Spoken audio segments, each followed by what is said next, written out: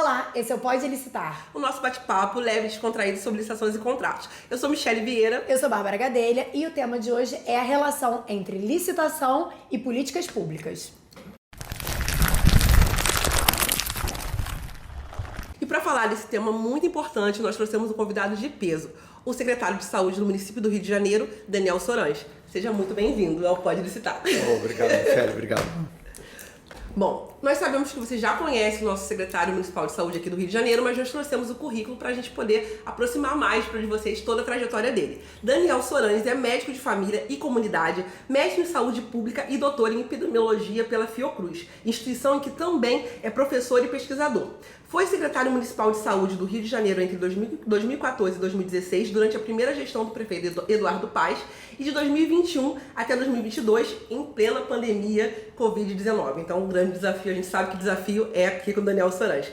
Em março de 2022, deixou o cargo para se candidatar a deputado federal. No dia 2 de outubro, foi eleito com mais de 98 mil votos. Eu já vi algumas entrevistas em que você disse que nem queria, concorrer, e todo mundo que estava ao seu redor via esse perfil, quanto que você podia agregar, e aí sucesso, um dos deputados federais mais votados. Em 2023, se licenciou como deputado federal e retornou à Secretaria Municipal de Saúde do Rio de Janeiro com o objetivo de fortalecer a integração entre as redes federal, estadual e municipal do SUS no Rio de Janeiro, e tem sido um grande sucesso, né, Daniel? Espero que sim, estamos avançando, né? Parece que quando a gente pensou em trazer o Daniel por diversas pautas que a gente vem acompanhando, diversos projetos, políticas públicas que têm nos chamado bastante atenção e que conversam, com o que a gente tem e traz para o nosso público. A gente pensou, nossa, como que a gente vai alcançar Daniel Sorange? E foi muito simples, você é muito acessível, né? Eu até brinquei que eu acho que quando você respondeu de pronto, eu não estava nem pronta para poder te dar o retorno de nossa, muito obrigada. Enfim, desde então a gente está sendo muito bem assistido por toda a sua equipe. A gente agradece imensamente por essa disponibilidade, pela sua presença. E vamos tirar a dúvida do pessoal, que eu tenho certeza que todo mundo quer saber o que Daniel Sorange tem para contar pra gente. É o que eu ia falar, a gente conhece Daniel, nós trabalhamos em institutos federais de saúde aqui no Rio de Janeiro, então a gente já conhece Daniel de longa data, pelas visitas que ele faz lá nos órgãos em que a gente trabalha, e a gente entende essa aproximação que é muito benéfica da rede federal de saúde aqui do Rio e dos hospitais municipais e federais. Uma curiosidade para quem não conhece é que o Rio de Janeiro tem muitos hospitais federais e institutos por ter sido ex-capital do país. Não é comum nos outros estados e nas outras capitais a gente ter esse número de hospitais federais. Então no Rio realmente a gente tem um número de hospitais federais maior, o que seria bom por um lado, mas acaba fragmentando a administração da saúde do município e do estado. Então é importante a gente ter essa ligação entre essas redes. A gente falou um pouco da Covid-19, que você enfrentou enquanto deputado, secretário municipal de saúde. Agora a gente vive mais uma pandemia de dengue, nossa velha conhecida também, de tempos em tempos ela aparece. E sobretudo aqui no Rio de Janeiro, tá uma epidemia no país inteiro, e sobretudo aqui no Rio de Janeiro, mais uma vez a gente enfrentando essa epidemia. Considerando essa experiência recente que você teve com a Covid-19, em que essas situações emergenciais elas demandam a aquisição de medicamentos, equipamentos, contratação de serviços de forma mais célere do que aquele fluxo processual que a gente costuma seguir. Como você entende que a gente pode agilizar essas aquisições de forma a atender essas demandas urgentes sem pular etapas? Bárbara, mesmo numa epidemia, numa pandemia, é importante fazer as coisas direito, porque a gente sabe que o resultado final muitas vezes não é bom. Você já viu um monte de secretário preso aí, gente que faz um monte de coisa errada mesmo, e não só por um erro administrativo, mas com dolo, com gente querendo levar vantagem. Então tem que estar bem atento a isso. Então, primeiro é importante você ter uma equipe experiente, que estude, que veja, que entre no Pode Licitar e aprenda, porque isso faz diferença, de fato. Então, trabalhar com pessoas que tenham experiência, que saibam fazer aquilo. Mas a gente tem muitos problemas na legislação brasileira. A gente tem uma legislação que só tem aqui no Brasil, que é difícil comparar com outros países, e muitas vezes ela não é muito inteligente. Então, por exemplo, na pandemia, quando eu assumi a secretaria, depois do Crivella, não tinha nada licitado. Os estoques da secretaria estavam praticamente zerados.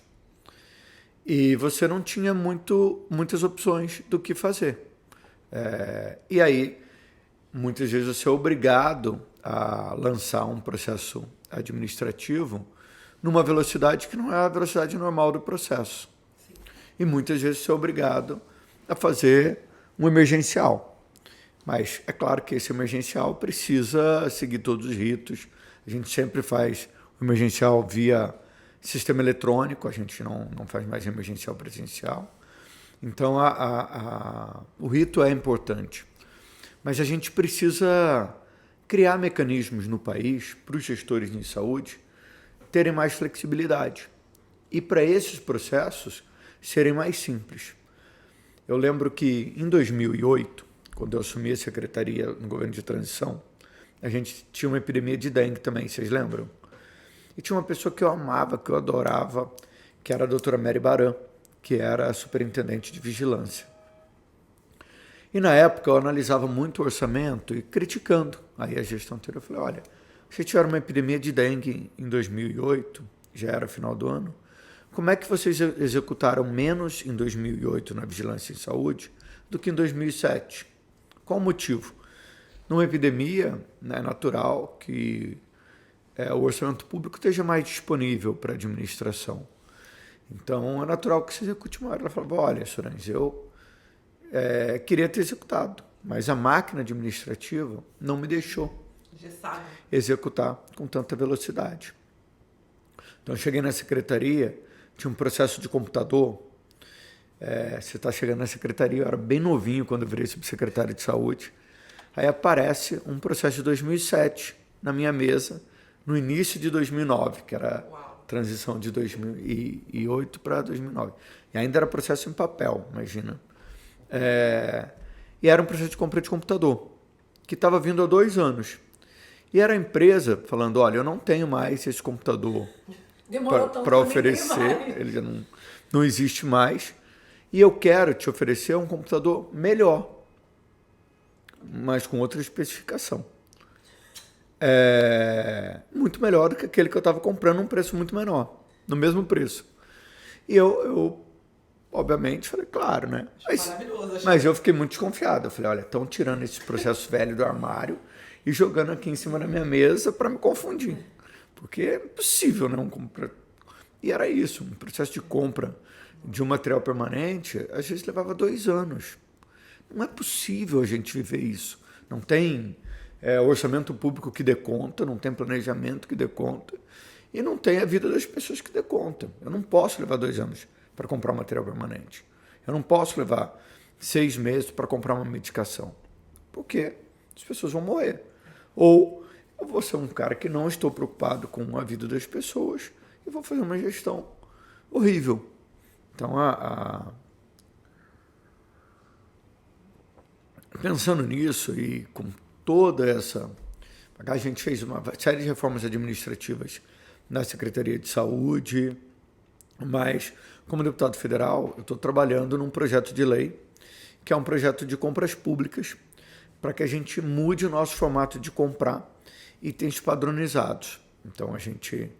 Não sei se chegaram a ver, obviamente que sim. Sim. Eu posso entrar nisso já? Vamos. Temos várias perguntas já sobre isso. Adendo da sua fala, que você falou tanta coisa interessante, assim, pra gente que tá na ponta, efetivamente, assim, eu sou do Instituto Nacional do Câncer, Bárbara atualmente no INTO, e a gente tá diretamente ligada a essa etapa desse macro processo de licitações, contratações públicas, né? Então, por exemplo, hoje eu sou chefe do setor de gestão de contratos do INCA, gerenciando assim, mais ou menos uns 1.500 profissionais. Então, a gente vai desde o pensar a necessidade a garantir que aquilo que foi comprado está chegando na quantidade, prazo, qualidade. E você disse uma coisa na relação do computador, que a gente nem entrou na questão da saúde, porque na saúde, como a gente brinca, a saúde é diferente, né? Você pegar um processo que estava parado há 2 anos de computador já é terrível. Agora, você pensar nisso, quando a gente está pensando no medicamento, no equipamento, você muda a possibilidade de vida dessas pessoas ou não, né? De um tratamento simples para um tratamento cirúrgico, ou até da impossibilidade de cura. Mas tem um ponto que ele trouxe que na hora ele falou, eu pensei... Um computador que chega 2 anos depois, talvez não seja nem mais a necessidade de quem pediu. E às vezes a gente continua comprando porque estava lá. Michele, eram 38 computadores para a Secretaria de Saúde toda. Numa única clínica de família, eu coloco mais de 38 computadores, numa única unidade. Então, porque na época não tinha prontuário eletrônico, não tinha. Então, é um processo totalmente caótico, não dava para ser assim. Não, e ainda né? Porque você deu o exemplo de um permanente que leva 2 anos para licitar. A gente, assim, não apenas no lugar em que eu trabalho, já trabalhei em conselho profissional, já trabalhei no INCA. Sim. A gente tem o hábito de acabou um pregão, a gente abre o próximo do ano que vem, porque a gente já sabe que vai levar em torno de um ano. Para compra regular, que aí eu acho que é o ponto principal desse projeto de lei que vocês têm. Para item que é reposição automática. Para item que é só eu colocar lá de pirona, gaze, fralda, papel. São coisas que eu compro todo ano. Então, eu acabei um pregão, a gente já abre a instrução processual do ano seguinte. Então, isso realmente faz bastante diferença. A gente pensar que a gente precisa melhorar esse fluxo, né? Bárbara, e no fim, né, Michele, no fim, a gente é a mesma instituição que vocês. Todos nós. Sim. Todos nós somos SUS. Quando eu fraciono o meu processo de compra, você compra lá, a Michele compra lá, eu compro aqui, a gente pede uma coisa que é essencial na administração, que é o poder de compra do Estado. Sim. Então, se pega hoje esses grandes grupos hospitalares, essas grandes empresas hospitalares, eles compram em bloco, e às vezes eles se associam para comprar, porque eles sabem que o poder de compra faz muita diferença na qualidade, no preço, na barganha. Na a própria custo transacional, né? Porque você tem um custo para licitar muito alto, né? A gente falou com o Edu, né? O custo que é para a gente montar um processo solicitatório, né? Quanto custa um processo solicitatório? A administração nem sabe. Mas ainda cuidando do processo de compra, do poder de compra do Estado. Eu lembro que o Gerson Pena era secretário nacional de Vigilância em Saúde. E a gente teve uma epidemia de influenza. Vocês lembram? A do H1N1. Sim. Essa epidemia só tinha um medicamento que cuidava. Era a oseltamivir, o Tamiflu. Alguns países deixaram o privado, todo mundo comprar livremente. Pagaram um preço exorbitante na dose. O Brasil entrou e falou, olha, que só quem vai comprar é o Ministério da Saúde. Então, eu quero o mesmo preço que os Estados Unidos, que a Inglaterra, que a Espanha estão pagando. O nosso poder de compra, pelo tamanho que o Brasil tem, é muito grande. Então, obviamente, a empresa ficou super interessada e vendeu para o Brasil. Foi um dos primeiros países a ter acesso a essa medicação. Na pandemia de Covid-19... Eu ia falar isso, a vacina aconteceu a mesma coisa, né? Não pôde vender para clínica particular, era só... Mas na pandemia de Covid-19 a gente pegou e falou, olha, você pode comprar teste à vontade. Aí era um hospital comprando teste, o município do Rio competindo com o município de Laje do Muriaé, de Itaperuna, Claro que eu vou comprar muito melhor que Teresópolis. Tenho um poder de compra muito maior. Então... A gente olha lá o nosso poder de compra na secretaria, você vê que sempre é um dos locais que compram com o melhor preço. Por quê? Porque eu tenho poder de compra. Só que isso a gente precisa expandir para o Brasil todo. Então, esse projeto de lei, a primeira coisa é pensar no acesso. Garantir que o medicamento chegue para as pessoas, ou que aquele insumo chegue para as pessoas. Porque é para isso que a gente existe. Não é para economizar, não é para nada. Mas, se puder economizar, melhor. Sim. Então, segundo ponto é poder de compra. A gente precisa aumentar o nosso poder de compra. E aí vem para esse item que você estava colocando, que é a burocracia. As pessoas não imaginam muito quanto é difícil você comprar qualquer coisa. Chega a ser desesperador muitas das vezes, assim, pra gente que tá na ponta, vendo acabar, vendo que vai dar problema lá na ponta do paciente. 7ª versão do ATP, ainda nem comecei a fazer o TR, aí... Exatamente. Não, e aí no meio do processo, algum maluco lá vira e fala, olha, precisa aumentar em 50% quando você já tá quase dose, finalizando. Ou dá para ser um pouquinho diferente a especificação? Aí você já cotou tudo. Você já cotou já tudo. Foi para CJU, pelo amor de Deus, não muda mais nada. Entra aquele desespero. Mas às vezes essa coisa não atende mais. Entendeu? Então, a gente precisa ter um processo de compra diferente. E aí, como é que... aí então tem a carga burocrática, que é imensa. É a quantidade de procurador dentro do processo, da gente mesmo, funcionários da saúde, tendo que entrar no processo. Um planejamento que não é um planejamento linear, ele não é. Esquece, que alguém acha que se eu tenho um planejamento linear, que eu vou definir quanto eu compro hoje e que eu vou gastar exatamente o que eu compro. Não existe isso. Não existe. Não tem como. Por mais que a gente seja muito planejado. E no setor saúde, como a gente apanha muito na nossa história, e a maioria das pessoas já está há muito tempo, a gente é muito planejado comparativamente com os outros setores. Mas não existe, porque é um setor de flutuação. Ninguém ia falar agora que a gente ia ter uma epidemia de dengue. Ou que a gente teve uma epidemia de Covid, ou que a gente teve uma epidemia de H1N1.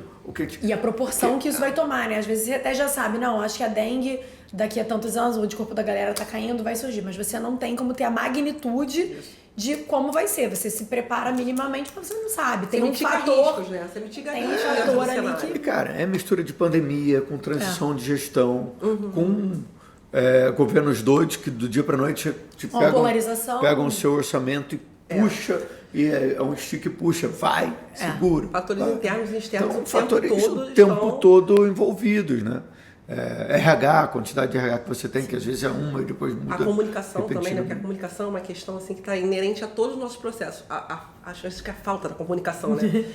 Acaba de estar com tudo muito certinho, mas um erro, um ruído coloca em xeque tudo.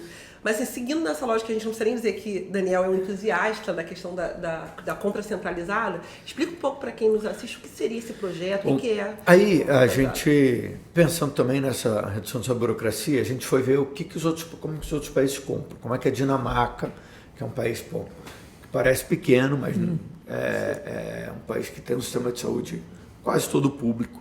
Como é que o Chile faz com o Chile Compras, como é que o governo americano, como é que os outros países do mundo fazem, né? Será que todo mundo faz licitação igual a gente? Não, não faz. Então, a licitação é uma peculiaridade nossa. E a gente já viu que ela ajuda, a nova lei tem alguns benefícios, mas não é um processo simples. Então, como é que a maioria dos países fazem? A maioria dos países falam, olha, empresas, coloquem aqui o seu preço e eu vou comprar o menor preço primeiro e vou comprando os melhores preços ou de acordo com a minha conveniência. Então, vendo isso, a gente criou um projeto de lei, que é um projeto de lei por compra para o marketplace, que a gente chamou de SIX. Qual que é o objetivo? É que a gente consiga comprar sem precisar ter uma carga burocrática, utilizando o poder de compra do Estado e garantindo que aquele medicamento que está disponível no mercado vai chegar para aquela pessoa. Então, hoje no Brasil, a gente faz mais de 5 mil licitações de dipirona. Não faz sentido você, a 1 quilômetro de mim, lá no INCA, lá na prefeitura, pertinho, grudadinho, uns 2 quilômetros lá do INTO, a gente, grudadinho ali naquele quadrilátero, fazer uma licitação de dipirona diferente. Não faz sentido nenhum. Porque todo mundo aqui é SUS, na verdade, no final das contas, a nossa fonte vai ser a mesma. O objetivo é o mesmo. Vai ser saúde, o objetivo é o mesmo. A medicação é exatamente igual, ela é padronizada no Brasil todo. Você compra dipirona aqui, você vai comprar Está regulado de 1 pela miligrama. Anvisa, não tem errado. Discussão, o INCQS vai aferir a qualidade. Então, não faz sentido.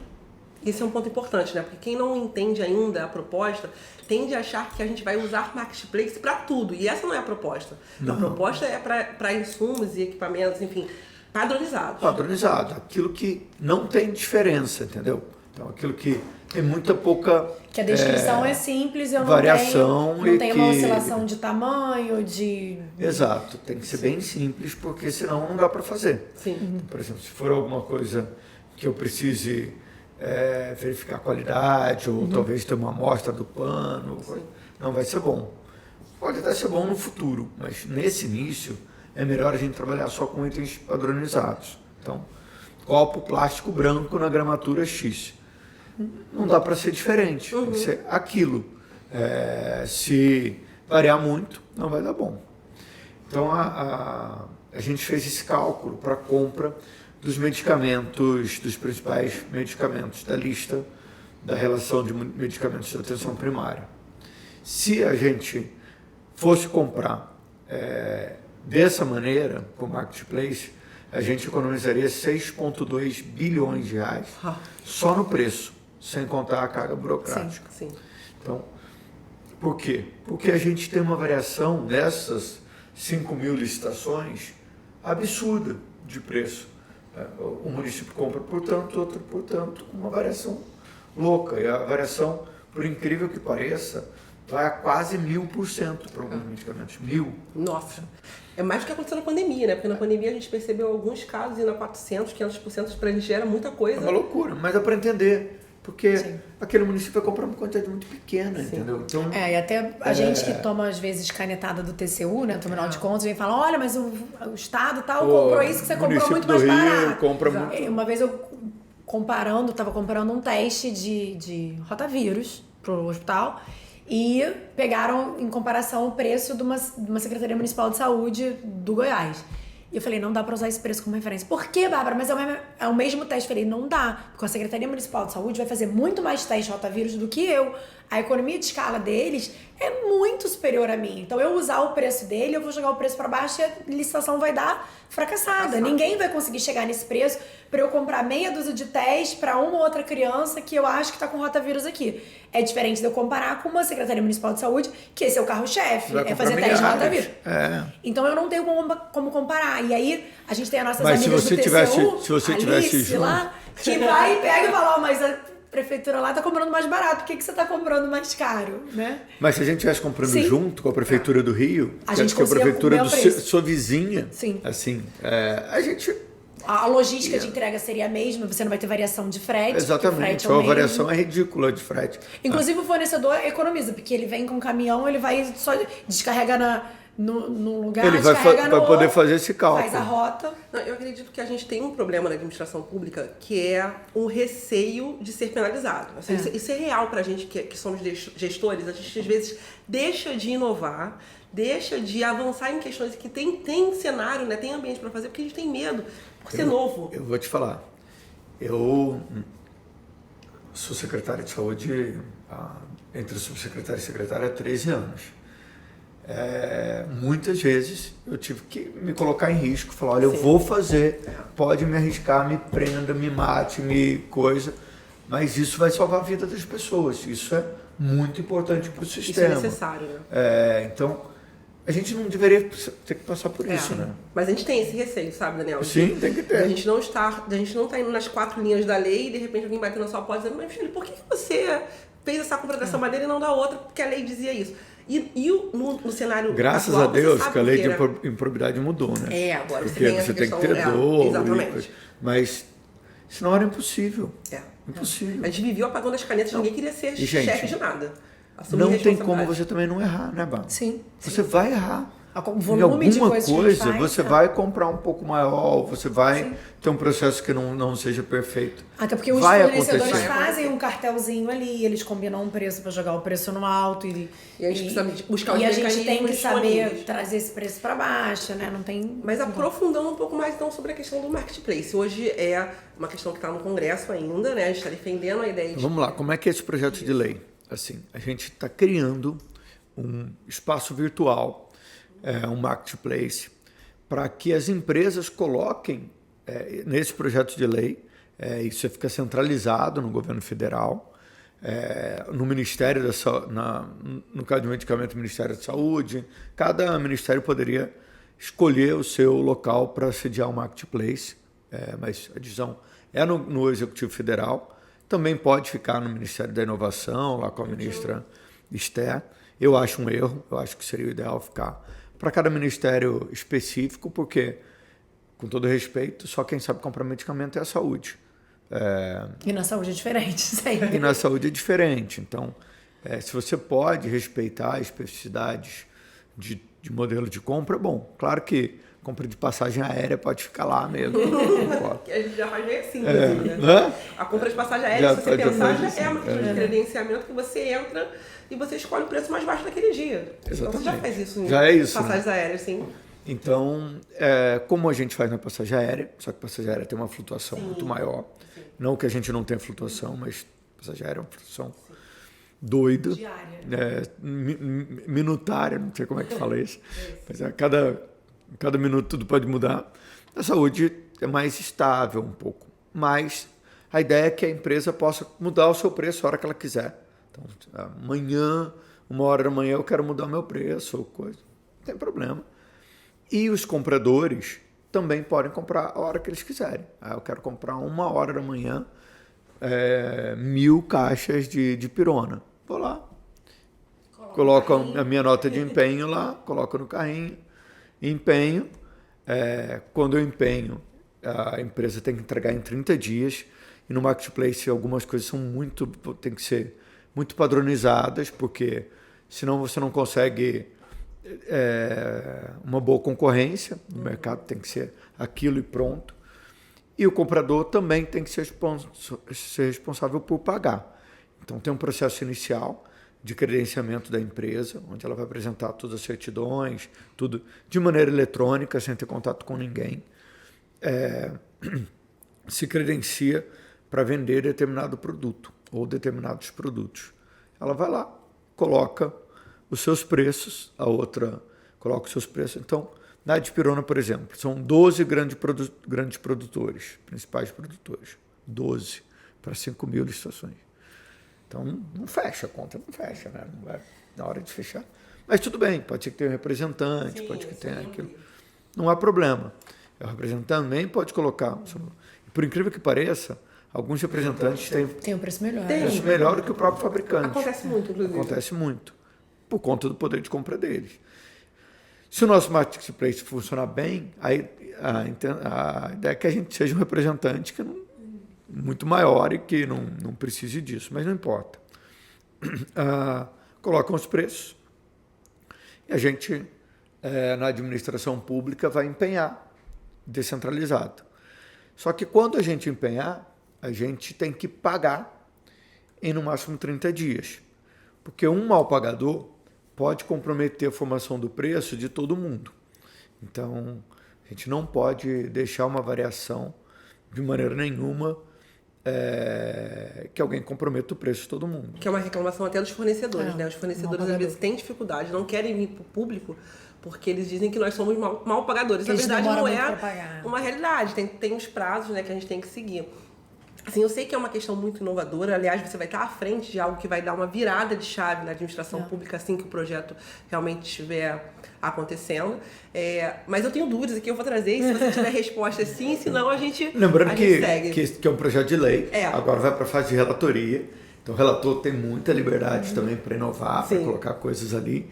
E quanto mais a gente discutir o assunto, melhor. Só é importante destacar que nesse cenário que ele desenhou, a parte de habilitação técnica, trabalhista, fiscal, que existe 5.000 vezes, porque se a gente faz 5.000 processos de compra de pirona, cada uma dessas instituições... E no custo para tirar essa certidão. Exatamente. Vai ter que analisar as certidões e vai ter um servidor do outro lado da mesa analisando se essa certidão está válida, se não está. Que ela vai acabando perdendo a validade ao longo do tempo. Exatamente. Você vai credenciar com a validade, mas talvez quando você estiver comprando você precisa de uma validação, é isso que você está falando? Não, o que eu tô falando é que a gente diminuiria a necessidade de 5.000 pessoas validarem. Porque, teoricamente, quando ele cadastrou, você já fez essa validação. Nesse projeto de lei, para mim, o ideal é que a gente pedisse o mínimo de documentação possível. Porque senão a gente vai voltar para onde a gente está. Está mudando só de local a burocratização, né? Mudando de local a burocracia. Então, não dá para a gente ficar pedindo certidão de tudo para a pessoa. Assim. Chega uma hora que vai ser inviável. Então, eu tenho alguns exemplos para citar, mas eu acho que é melhor a gente continuar. Você sabe, fica à vontade. Não, vamos lá no que você assim, dentro desse raciocínio, para tentar entender a lógica toda, eu entendo que o credenciamento, né, que é um instrumento auxiliar que a nova lei trouxe, ele é o caminho para a gente pensar em marketplace. Então, a nova lei trouxe 3 possibilidades de credenciamento. Ela tem a natural, né, que é para você abrir a concorrência, em que, sei lá, eu preciso de médico pediatra para atender. Abro o credenciamento, dizendo que a hora desse médico pediatra é R$300, quem quiser se credencia e eu faço um banco de dados. Eu tenho a outra possibilidade que seria o beneficiário score. Então, usando um exemplo meu, eu tenho alojamentos em que eu tenho os residentes que ficam lá. Então, eu tenho o aluguel desse alojamento. Mas eu poderia não ter o aluguel e ter o valor de diárias Como se fosse um de voucher. hotel. Então o beneficiário teria, os hotéis cadastrariam aquilo dentro do sistema e eu, quando posso utilizar, eu quero usar Daria um aquele que é voucher. perto da minha casa. E o último que eu acho que é o que a gente está se aproximando em Marketplace, que é os preços flutuantes. Que eu acho que é nesse que a gente vai enquadrar o medicamento. Então, nesse de preços flutuantes, a gente estaria fazendo um chamamento público com esses medicamentos, com padronização do copo, com padronização da dipirona. Quem tivesse interesse entraria com seus preços e diariamente eles poderiam, de acordo com o mercado está se comportando, mudando o seu preço dentro do sistema. Então, é um novo marco legal. A gente vai sair completamente da lei de licitação. Porque a nova lei, ela permite algumas coisas e é boa, mas ela mantém os mesmos princípios. Sim. Então, não dá pra gente, nesse caso, a gente precisa de um novo marco legal do zero, em que a gente não precise respeitar alguns ritos que a gente respeita na lei de licitação nova, entendeu? E que é complexo e que não ajuda a gente a utilizar o poder de compra do Estado. Então, eu não consigo emitir uma nota de empenho num sistema de outro ente federado. Eu não consigo, por exemplo, fazer esse processo sem ter que especificar aquele medicamento ou aquilo que eu estou fazendo. De qualquer jeito, quando o preço é flutuante na nova lei, eu tenho que especificar, tenho que definir um projeto básico, tenho que fazer um mapa de risco, tenho que... Não teria mais isso. Ah, sim. Eu simplesmente compro igual eu compraria na minha casa. Eu entro lá com o meu cartão de crédito, acho que aquele preço Amazon, é o meu preço e pronto. Entendi. Você calcularia o frete, inclusive, o custo de logística nessa simulação, porque às vezes eu tenho uma empresa que é sediada no meu estado ou que a sede é mais distante e em que pese o valor do item ser o mesmo, o valor de logística é diferente. Vai ser diferente. Você poderia fazer essas simulações de, apesar daqui ser mais barato, aqui para mim sair... Toda compra vai ter que ter um item mínimo a ser comprado. Quantidade mínima. E também precisa ter um valor de frete calculado padronizado. Por estado? Que seria mais ou menos. Por cidade. Né? Porque às vezes é no mesmo estado, mas... Isso me trouxe duas dúvidas, na verdade. As cidades são diferentes. Não, só para esclarecer... E não precisa nem ir para os Estados da região norte, tá? Não, aqui... Entregar no Rio de Janeiro e entregar em Itaperuna já é uma outra bem diferente. Né? A gente, só para esclarecer, esse marketplace é como a gente compra na Amazon, no Mercado Livre, numa Americanas, na nossa casa. Você coloca o produto que você quer comprar. É quando você joga ali no Google e fala, quero comprar uma Google Shopping.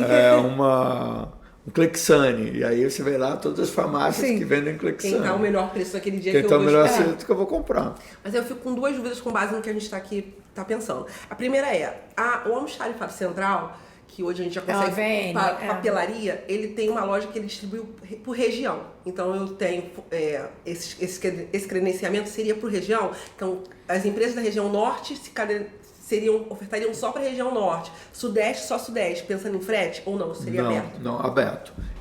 Nada ali eu vou poder fracionar demais, limitar. Então, porque eu quero ganhar poder de compra. Então, quero poder comprar junto com a Secretaria de Presidente Figueiredo lá no Amazonas. Entendeu? Que é uma secretaria pequenininha, mas eu quero comprar com ela. Entendeu? Então, eu preciso permitir a questão do frete diferenciado, mas eu preciso que essa empresa que está vendendo tenha escala de venda nacional. Tá. Então, por exemplo, os grandes produtores de medicamento, todos eles têm escala de venda nacional. Eles vendem para o Brasil todo. É por isso que eu tenho falado tanto de medicamento com marketplace, porque eles têm escala nacional. É por isso que a gente pega aqui a Philco, eu vou ter televisãozinho da Philco aqui e no mundo todo. E talvez não... Então... precisa ser itens que tenham escala nacional. Chega em qualquer lugar. Essa empresa de copo, você vai lá no Paraná, você vai lá naquelas lojas lá do Paraná, você encontra copo. Vai encontrar. Então, isso é para itens que a empresa tem escala nacional. Perfeito. E é isso. Por quê? O poder de compra vai crescer muito na minha relação com essas empresas. Porque essas empresas vendem para a gente com uma variação de preço muito grande, não porque elas produzem com variação de preço muito grande, é porque o nosso rito burocrático é muito diferente. Então, vai facilitar a relação com as Big Pharmas, com Então, isso é importante. E para alguns itens, elas já até fazem, elas vendem para o próprio Ministério da Saúde. Isso vai permitir que a gente faça uma coisa que na administração pública a gente não está acostumado. Porque quando o dinheiro está na minha conta, ele não está rendendo para mim, ele está rendendo lá para o Tesouro. Né? No caso da saúde do Rio, do município, isso é um pouco diferente, mas... A gente só descentraliza quando a gente vai pagar alguma coisa. No governo né? federal, na maioria das prefeituras, quando o dinheiro está na conta, ele está rendendo para o Tesouro. Se é uma prefeitura organizada, ou é uma escala de estado, de país, ele está rendendo para o Tesouro. Então, eu enrolo, o certo seria enrolar para pagar e comprar uma quantidade bem pequena para eu ficar com esse rendimento, certo? Esse era o certo. E ter um estoque mínimo e recebendo estoque. Mas como que é hoje? Hoje eu tenho medo de não conseguir comprar de novo. Aí a gente compra um caminhão E de para mim, coisa. hoje não importa se está rendendo dinheiro na minha conta ou não. Então o que eu faço? Encho o meu estoque. Eu, como deputado federal, você deve saber que eu fui visitar o estoque central do almoxarifado do Ministério da Saúde em São Paulo. Lá venceram 6 bilhões de reais em medicamentos de vacina. Venceu, incinerou 6 bi. Dava para fazer 3 Incas novos, dava para sustentar o INTO alguns bons anos, talvez, uma década. Não dá para ser assim. Não pode ser assim. Então, e eu cheguei lá, estava tudo abarrotado. A VTC Log, que era a empresa de lá, o contrato vencia em março. Eu estava em janeiro, eu visitando em fevereiro. O contrato vencia em um mês. Não tinha uma nova licitação de contrato, virou emergencial até hoje. E com um valor de armazenagem altíssimo. Por quê? Porque quem planejou a compra não planejou a distribuição. Quando o Ministério compra, ele não diz para onde que ele vai distribuir. E ele fez processos logísticos loucos. Então, produz o medicamento aqui no Rio, no laboratório, dou um exemplo, no laboratório da Marinha. O medicamento vai para o almoxarifado central do Ministério da Saúde em São Paulo. E depois ele volta aqui para o Rio para distribuir para mim aqui na secretaria. Não tem lógica, não tem qualquer logística. Não tem lógica, não tem. Sem Na vacina da Covid, era isso. Eu produzia aqui, mandava para lá e voltava. Porque eu gritei tanto na TV que... Então, Segundo o laboratório da Marinha está produzindo uma quantidade maior do que o que vai ser o seu consumo. Ele poderia também produzir aos poucos para você ter validades mais longas. Mas aí ele produz um lote bom para todo mundo. gigantesco. Porque você precisa encher o seu estoque. Você tem que estoque porque cheio. você fica com medo. O custo da armazenagem é um custo absurdo. O custo da logística, dessa logística, é uma loucura. O custo Brasil de poluição, de coisa. E você paga imposto 2 vezes. Você paga o CMS de ida e de volta. Entendeu? Não faz sentido. É um custo que não faz sentido. Inclusive, eu fiz uma série de recomendações como deputado federal para o Ministério da Saúde, que eu vou depois verificar se eles conseguiram mudar, que não dá. E se não mudar a lógica, a gente não vai avançar. Não dá para a gente comprar. Minas produz 1/3 da insulina do mundo. Não dá para a gente pegar um estado do tamanho de Minas, jogar a insulina para São Paulo, para ela voltar para Minas. É muito caro, entendeu? É muito imposto, é custo Brasil, é muita poluição de você levar uma coisa refrigerada para lá e voltar com ela. E hoje qual seria a lógica desse processo? Existe um fluxo, né? Alguém pensou nisso? Existe alguma justificativa para que isso aconteça? Eu acho que existe a justificativa né? Não, a justificativa é burrice. É porque é mais fácil você mandar para o local do que você fazer uma planilha. Que você vai dar trabalho. É o que vai dar trabalho você saber qual é a fatia que fica em Minas e qual é o resto que vai para o resto. Não tem nada mais ineficiente do que fazer eficientemente o que não precisa ser feito, né? Tem uma frase que fala isso, eu esqueci que Não, mas então, quando eu compro para o Marketplace, a própria empresa... Vai sair da sede da empresa. Vai saber para onde que ela vai entregar. E a gente vai comprar pensando em coisas que a gente não pensa. Primeira coisa, que o dinheiro na nossa conta ele rende. E depois, que está armazenado tem custo. Cada papel, cada coisa que está guardada num local... É custo. É custo. Você está pagando, é dinheiro público, é nosso dinheiro. E às vezes as pessoas não fazem essa conta, né? Só que, do outro lado, a gente tem que ver que o nosso processo burocrático, do jeito que é hoje, ele inviabiliza eu pensar desse jeito. É inviável eu pensar em comprar pouquinho. Porque se eu comprar muito pouquinho, eu sei que eu não vou ter. A gente fica com medo do desabastecimento e acaba fazendo estoques gigantescos por conta disso. Você sempre compra um patamar com uma gordura assim, mas as gordurinhas que além da flutuação, né? Eu tenho que virar o ano com o estoque cheio, porque o orçamento vai demorar a abrir, chegar. entendeu? Não dá para ser certo. Esse orçamento do final do ano que eu não quero devolver dinheiro, então eu tenho que gastar o dinheiro, cada centavo que tem ali. Nossa, eu não, é um outro podcast. Eu não quero devolver dinheiro e eu não sei quanto tempo vai demorar pro dinheiro vir, então você fica fazendo contas. Eu não posso devolver mesmo, porque se eu devolver eu não vou ter esse dinheiro de volta. Eu tô dando a mais gestão. Precisava, né? Cara, vai servir para ser a histórica do ano que vem, você vai se falar. Agora, eu não sei se a gente já avançou nesse sentido, mas aí pensando em que todas as empresas, uma única empresa pode fornecer o Brasil todo, porque a ideia é essa, se eu, Michele, entro para fazer a compra de um medicamento, de pirona, e eu preciso de 10 mil unidades, e o melhor preço do dia não tem essa disponibilidade de 10 mil unidades, eu poderia comprar em 2 fornecedores? Em 2 fornecedores. Sim. Sempre a lógica vai ser, você zera o primeiro e vai para o segundo. É claro que no sistema tem que ter um pouco de inteligência para que o frete não fique mais caro do que a sua compra, senão você vai ficar mal, entendeu? Então, e também você vai ter inteligência igual você faz na sua casa. Você vê, eu vou esperar então zerar esse primeiro aqui um dia ou algumas horas, e aí eu vou comprar o segundo. Comprar só esse aqui, porque eu sei que o segundo vai ser um jogo de frete melhor para mim.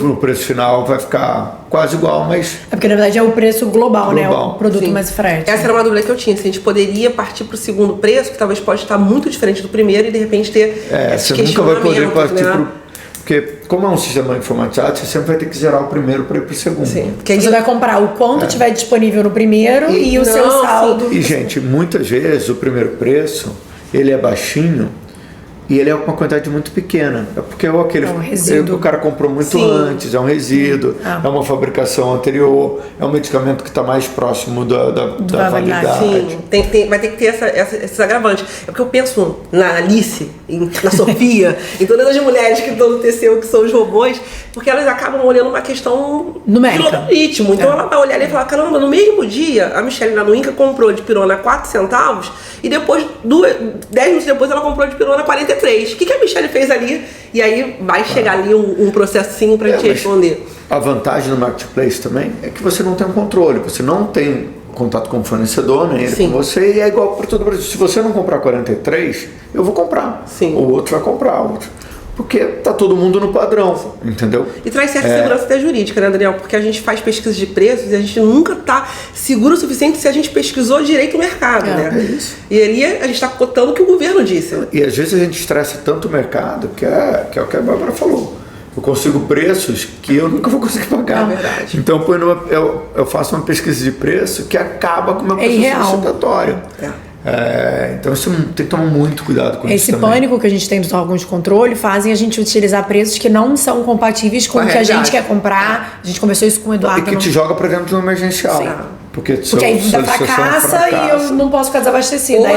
Aí eu pago o triplo no emergencial, que aí também eu pago com um sobrepreço, porque aí a lei da oferta e da procura entra... Hoje os emergenciais são bem mais seguros, né? Sim, bem justificados. Bem justificado, mas às vezes você até paga o mesmo preço, mas não é o ideal. Ou faz uma seleção adversa, né? Que também não é interessante, que você acaba pegando um preço mais baixo, mas não é o que você precisa, né? Não, e você vai acabar comprando com o mesmo preço que te deram no pregão, só que você não podia aceitar porque ele estava acima do estimado. Exatamente. Então assim, só que você teve que mandar a maioria das vezes é isso. Você vai comprar por aquele preço. E na hora de você calcular o seu indicador de emergencial versus compra regular, te prejudica.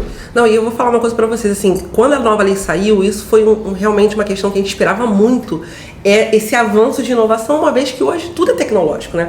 E isso foi algo que decepcionou um pouquinho, ainda que a gente saiba que a lei olha pra trás, a gente esperava que ela não viesse tão próximo da 8666, então eu consigo compreender perfeitamente qual é o seu projeto hoje, é algo que vai sair da caixinha, inclusive do que a própria 14.000 trouxe. Tá fora é um desafio realmente grande. Eu vou até pedir licença, Bárbara, que a Bárbara iria fazer a próxima pergunta, mas eu acho que cabe a gente já perguntar sobre a questão dentro dessa lógica que as empresas podem vir a nível Brasil.